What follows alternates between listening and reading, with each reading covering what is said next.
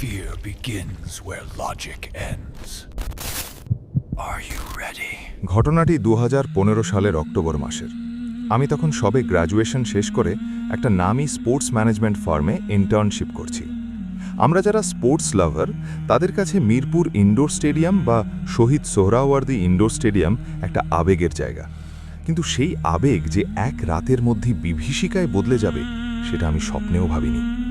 আজও মাঝরাতে ঘুম ভেঙে গেলে সেই রাতের ফিসফিসানি কানে বাজে। সেবার স্টেডিয়ামে বড় একটা ন্যাশনাল ভলিবল টুর্নামেন্ট আয়োজন করা হয়েছিল। কাজের চাপে আমাদের নাওয়া খাওয়া বন্ধ হওয়ার জোগাড়। টুর্নামেন্টের ফাইনালের আগের রাতে ভেনিউ রেডি করা, ইকুইপমেন্ট চেক করা আর পরের দিনের শিডিউল মেলাতে মেলাতে রাত অনেক হয়ে গেল। আমাদের টিমের বাকিরা মিরপুর 10 নম্বরের গেস্ট হাউসে চলে গেলেও আমাকে থেকে যেতে হলো স্টেডিয়ামের একদম গ্রাউন্ড ফ্লোরের ছোট অফিস রুমটায়। কারণ ভোরেই ভলিবল ফেডারেশনের লোক আসবে মালামাল বুঝে নিতে। চাবি আমার কাছে। রাত 1:30 নাগাদ বাইরের মিরপুর রোডের রিকশার টুংটাং শব্দগুলোও থেমে গেল।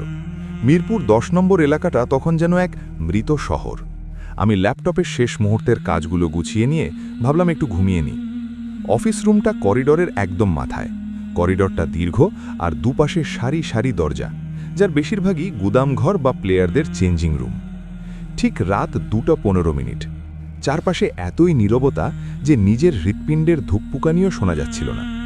হঠাৎ মাঠের ভেতর থেকে একটা শব্দ এলো, ধূপ ধূপ ধূপ। আমি স্থির হয়ে বসলাম। শব্দটা খুব পরিচিত। ভলিবল যখন শক্ত কাঠের ফ্লোরে ড্রপ খায় ঠিক এমন শব্দ হয়। কিন্তু এই মাঝরাতে ভলিবল খেলবে কে? স্টেডিয়ামের মেইন 4টে এন্ট্রেন্স গেট বিকেল থাকতেই সিকিউরিটি গার্ড মান্নান ভাই তালা মেরে দিয়েছেন। আমার ছাড়া এই বিশাল কংক্রিটের স্তূপে আর কেউ থাকার কথা নয়। আমি ভাবলাম হয়তো মনের ভুল। কিন্তু কয়েক সেকেন্ড পর আবার ধূপ ধূপ ধূপ। এবার শব্দটা আরও জোরালো। মনে হচ্ছে কেউ একজন খুব ছন্দবদ্ধভাবে বলটা বাউন্স দিচ্ছে। আমি ল্যাপটপটা বন্ধ করে টেবিলের ওপর রাখা টর্চ আর মোবাইলটা হাতে নিলাম। সাহসে ভর করে পা বাড়ালাম করিডোরে। রুম থেকে বেরোতেই আমি থমকে গেলাম। বাইরের করিডোরটা অস্বাভাবিক হিম। অক্টোবর মাসের হালকা শীতে এত হিম হওয়ার কথা নয়। আমার মনে হলো আমি যেন কোনো বিশাল ফ্রিজের ভেতর ঢুকে পড়েছি। নিঃশ্বাস ছাড়তেই মুখ থেকে সাদা ধোঁয়া বেরোচ্ছে। আমি টর্চের আলোটা করিডোরের দেয়ালে ফেললাম। দেয়ালগুলো কেমন যেন ভেজা ভেজা আর স্যাঁতসেঁতে হয়ে আছে। পা টিপে টিপে আমি মেন কোর্টের বড় লোহার গেটটার সামনে দাঁড়ালাম। গেটটা ভেতর থেকে আটকানো ছিল না, শুধু ভিড়িয়ে রাখা ছিল। আমি হালকা ধাক্কা দিতেই একটা কর্কশ ক্যাঁচ ক্যাঁচ শব্দ করে গেটটা খুলে গেল। সেই শব্দটা যেন বিশাল স্টেডিয়ামের গ্যালারিতে প্রতিধ্বনি হয়ে ফিরে এলো। আমি টর্চটা বন্ধ করে দিলাম। মাঠের ভেতর ঘুটঘুটে অন্ধকার। শুধু গ্যালারির একদম ওপরের দিকের ভেন্টিলেটর দিয়ে চাঁদের মরা আলো পড়ে মাঠের কাঠের মেঝের ওপর নীলচে একটা আভা তৈরি করেছে। মাঝমাঠে ভলিবল নেটটা টানানো আছে। আমার চোখ পড়ল কোর্টের ঠিক মাঝখানে। সেখানে একটা লাল সাদা রঙের ভলিবল আপন মনে ড্রপ খাচ্ছে। কোনো মানুষ নেই, কোনো হাত নেই। বলটা যেন অদৃশ্য কোনো শক্তিতে মেঝের সাথে ধাক্কা খেয়ে ওপরে উঠছে, আবার নিচে নামছে। আমি পাথরের মতো দাঁড়িয়ে রইলাম। যুক্তিবাদী মন বলছিল হয়তো ওপর থেকে কোনো পাইপের লিক দিয়ে জল পড়ছে, যার ধাক্কায় বলটা নড়ছে। কিন্তু না, বলটা যেভাবে বাউন্স খাচ্ছিল সেটা কোনো প্রাকৃতিক কারণ হতে পারে না। হঠাৎ বলটা বাউন্স করা বন্ধ করে দিল। স্থির হয়ে গেল কয়েক সেকেন্ড। তারপরই সেটা ধীরে ধীরে গড়িয়ে গ্যালারির অন্ধকার সারির দিকে যেতে লাগলো, ঠিক যেমন করে কেউ পায়ে ঠেলে বলটা দূরে সরিয়ে দেয়। আমি আর স্থির থাকতে পারলাম না। আমি চিৎকার করে বললাম, কে কে ওখানে? ইয়ার কি হচ্ছে? আমার চিৎকারটা প্রতিধ্বনি হয়ে ফিরে এলো, কে কে কে। ঠিক সেই মুহূর্তে গ্যালারির ওপরের দিকের 4 নম্বর সারি থেকে একটা অদ্ভুত শব্দ ভেসে এলো। শব্দটা কান্নার মতো, আবার হাসির মতো। মনে হচ্ছিল কেউ একজন খুব কষ্টে দম বন্ধ হয়ে গোঙাচ্ছে। আমি টর্চটা জেলে আলোটা ওপরের দিকে ফেললাম। আলোর রেখাটা যখন গ্যালারির সিটগুলোর ওপর দিয়ে সরে সরে যাচ্ছিল তখন হঠাৎ এক জায়গায় স্থির হয়ে গেল। 4 নম্বর সারির একদম শেষ মাথায় একটা অবয়ব বসে আছে। লোকটার গায়ে একটা ছাই রঙের ময়লা শার্ট, কাঁধটা অস্বাভাবিক ঝুলে আছে। তার মুখটা নিচের দিকে নামানো। আমি কাঁপতে কাঁপতে বললাম, ভাই আপনি কে? এখানে কি করছেন?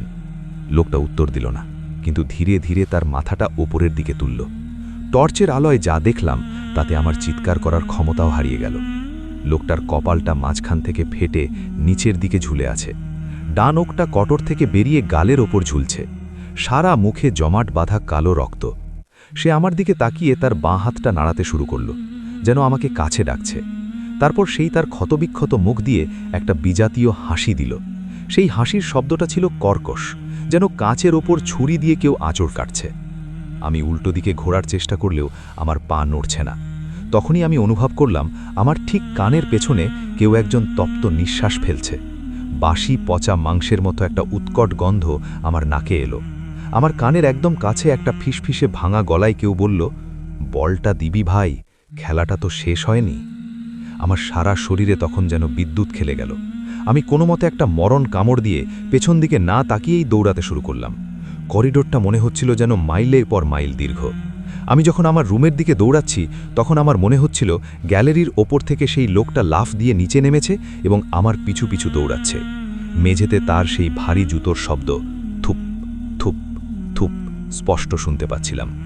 আমি রুমে ঢুকে বিদ্যুৎ বেগে দরজাটা লাগিয়ে দিলাম। ছিটকিনি লাগিয়ে আলমারিটা টেনে দরজার পর্দায় নিয়ে এলাম। আমি হাঁপাচ্ছিলাম, পুরো শরীর ঘামে ভিজে একাকার হয়ে গেছে। বাইরে তখন সেই আঁচড় কাটার শব্দ শুরু হয়েছে। কেউ একজন নখ দিয়ে দরজাটা খিমচিয়ে ছিঁড়ে ফেলার চেষ্টা করছে। আর মাঝে মধ্যে সেই ভারী কান্নার শব্দ, উহ, আহ, বাঁচাও। আমি জানলার পর্দা সরিয়ে বাইরে তাকানোর সাহস পাইনি। সারা রাত জায়নামাজে বসে তসবিহ পড়েছি আর দোয়া দরুদ পড়েছি। ভোরবেলা যখন আজান দিল তখন সেই শব্দগুলো হঠাৎ করেই থেমে গেল। সকাল 7টা নাগাদ মান্নান ভাই সিকিউরিটি ইনচার্জ যখন গেট খুলতে এলেন, আমি পাগলের মতো বেরিয়ে গেলাম। আমার চেহারা দেখে তিনি আটকে গেলেন। কি হয়েছে তুহিন সাহেব, আপনার এই দশা কেন? আমি তাকে সব খুলে বললাম। কোর্টের মাঝখানে সেই বল, গ্যালারির সেই থেতলানো মুখ, সবটা শুনে মান্নান ভাই একটুও অবাক হলেন না, বরং তার মুখে একটা বিষণ্ণতা ফুটে উঠল। তিনি পকেট থেকে বিড়ি ধরিয়ে বললেন, 2012 সালের কথা। এক ক্লিনার রাত 2টো নাগাদ গ্যালারির ওপরের বড় লাইটগুলো পরিষ্কার করতে উঠেছিল। কোনো কারণে তার পা ফসকে যায়। প্রায় 50 ফুট ওপর থেকে সে সরাসরি কংক্রিটের ফ্লোরে পড়ে যায়। মাথাটা একদম ফেটে চৌচির হয়ে গিয়েছিল তার। মারা যাওয়ার সময় সে শুধু হাত দিয়ে তার ছিঁড়ে যাওয়া চোখটা ধরার চেষ্টা করছিল। তিনি আরও বললেন, মাঝে মাঝেই গভীর রাতে আমরা এখান থেকে বল বাউন্সিংয়ের শব্দ শুনি। আমরা যারা পুরনো কেউ রাতে ভেতরে যাওয়ার সাহস করি না। সে আজও তার অসম্পূর্ণ খেলাটা খেলে বেড়ায়। সেদিনই আমি সেই ইন্টার্নশিপ ছেড়ে দিই। আজও যখন মিরপুর 10 নম্বর গোল চত্বর দিয়ে যাতায়াত করি, সেই বিশাল গোলাকৃতির ইনডোর স্টেডিয়ামটার দিকে তাকালে আমার বুকটা কেঁপে ওঠে। আমি জানি আজও হয়তো গভীর রাতে সেই জনশূন্য গ্যালারিতে কেউ একজন বসে আছে, যার কপাল দিয়ে রক্ত পড়ছে আর সে তার ভাঙা গলায় কাউকে ডাকছে, বলটা দিবি ভাই। মিরপুরের এই গল্পটি আজও অনেক খেলোয়াড় এবং কর্মচারীর মুখে মুখে ফেরে। কোনো রহস্যের উত্তর বিজ্ঞান দিতে পারে না, সেগুলো শুধু রাতের অন্ধকারের নিস্তব্ধতাতেই রয়ে যায়।